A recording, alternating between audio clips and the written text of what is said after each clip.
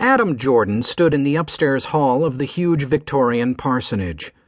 A wide hallway stretched to his right with 3 bedrooms on each side.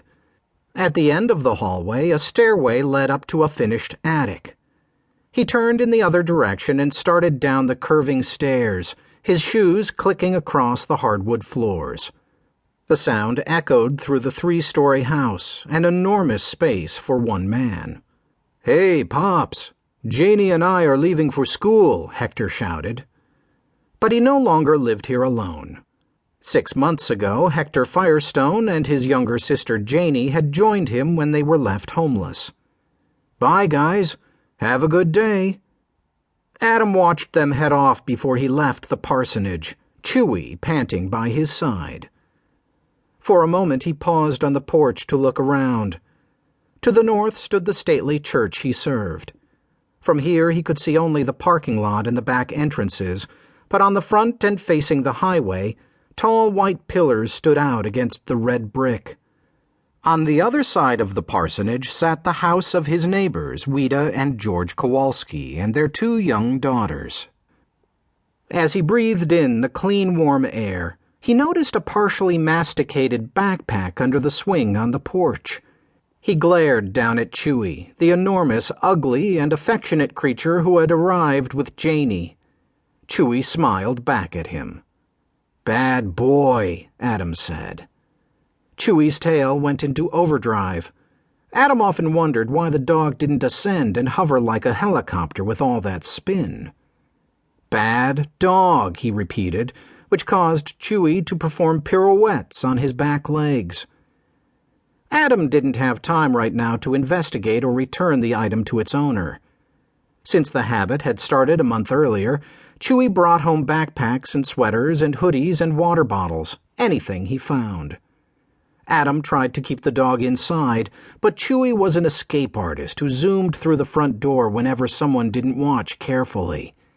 He'd return home hours later, exhausted and happy and smelling of whatever disgusting substance he'd found to roll in. In expiation for that behavior, the dog delivered these offerings of his deep affection. Reminding himself to get Hector to return the backpack, Adam glanced toward the Kowalski house. He hoped to see his neighbor Wida, a southern name that oddly was pronounced Wida. Many mornings she greeted him with a daughter hanging off one hand and a plate of muffins in the other. If not, he'd walk across the lawn between the parsonage and the church he happily served. At 6 this morning, when he had to get up and let Chewy out, Adam had glimpsed Wida's husband George heading toward the garage in back. In contrast with Adam's shabby robe, George wore a dark suit, tailored and conservative. Once Adam had seen George dressed casually when Wida had forced him to help her plant a garden. Even then he looked successful and well-dressed, if unenthusiastic, in spotless khaki slacks, expensive athletic shoes that never got dirty, and a shirt that fit him perfectly. Occasionally, Adam saw George pushing his daughters, Carol and Gretchen, on the swing, still immaculately dressed, still unenthusiastic. He and George had waved. As Adam and Chewy started back to the house, George backed his spotless black Lexus out and headed toward his accounting business in Austin. Now, 3 hours later, Adam waited, but Wida didn't appear. Disappointed and muffinless, he headed toward the church, Chewy frolicking behind him.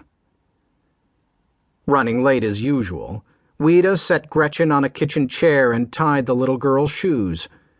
George always told her if she planned better, she wouldn't always run 5 or 10 minutes behind.